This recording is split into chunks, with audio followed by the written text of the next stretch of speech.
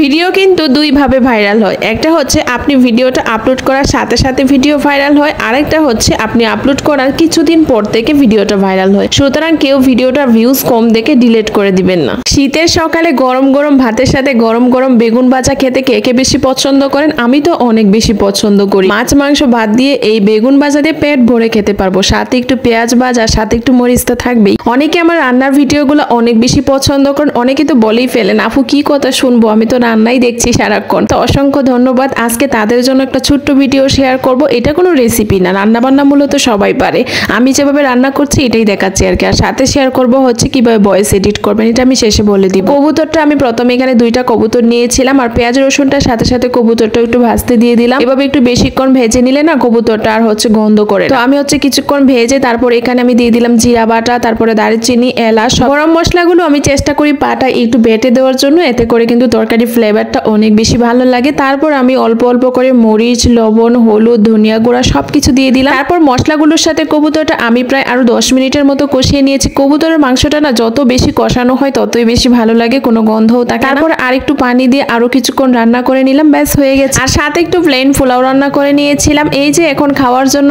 একদম রেডি। দেখতেই কত সুন্দর লাগছে তাই না? খেতেও কিন্তু অনেক বেশি মজা হয়েছিল। আমি কবুতরের মাংসতেও কিন্তু 2টা কাঁচামরিচ দিয়েছিলাম, এতে এক্সট্রা একটা সুন্দর ফ্লেভার এসেছে। এখন আপনাদেরকে বলি কিভাবে ভয়েস এডিট করবেন। আপনারা ক্যাপকাটে ভয়েসটা এডিট করে ভয়েসটা 100 করে দিবেন, একদম ফুল স্পিডে শোনা যাবে। মনিটাইজেশন পেয়েছেন 6 মাস বা 1 বছর হয়ে গিয়েছে, অথচ এখন পর্যন্ত $100 ফিল আপও করতে পারেনি আর ফেসবুকের টাকা উঠাতেও পারেনি। এরকম অনেক লোক রয়েছে। বেশি করে রিলস ভিডিও আপলোড করুন, ভাইরাল হলে $100 খুব সহজেই ফিল আপ হবে।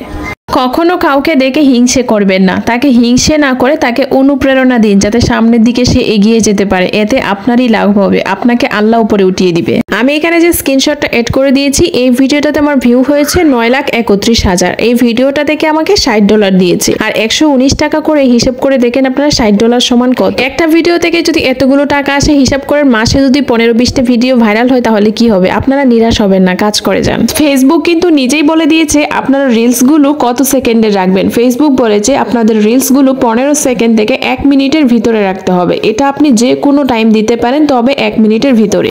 প্রোফাইল পিকচার এবং কভার ফটো নির্বাচনে কখনো এই ভুলটা করবেন না। এই ভুলটা আমি করেছি। বাচ্চাদের ছবি দিয়ে যদি আপনি পেজ খুলেন বা প্রোফাইল পিকচার কভার ফটো দেন তাহলে আপনার পেজের রিচ কমে যাবে। চেষ্টা করবেন 18+ কারো ছবি দেওয়ার জন্য। ফেসবুকে এখন $25 হলে আপনার ব্যাংকে টাকা ঢুকে যাবে। আগে কিন্তু $100 লাগতো, এখন $25 হলেই দিয়ে দিচ্ছে। কি বিশ্বাস হচ্ছে না? তাই তো আমি ক্লিয়ার করে দিচ্ছি। যাদের কন্টেন্ট মনিটাইজেশন টুলসটা এসেছে শুধুমাত্র তাদের ক্ষেত্রে এটা কার্যকর হবে, আর পুরাতন নিয়মে যাদের আছে তাদের $100 হলেই ঢুকবে। অনেকে আমাকে জিজ্ঞেস করেন কিভাবে ফলোয়ার বাড়াবো আপু, এটার একটু টিপস দেন। ফলোয়ার বাড়ানোর জন্য আপনাকে যে টিপসটাই দেই না কেন সেটা ভুল হবে। কারণ কি জানেন, ফলোয়ার্সের পিছনে আপনি যতক্ষণ সময় নষ্ট করবেন, এতক্ষণ যদি আপনি ভিডিওর দিকে ফোকাস করেন আপনার ভিডিও ভাইরাল হয়ে যাবে। তাহলে আপনার কম কষ্টে অনেক ফলোয়ার বেড়ে যাবে।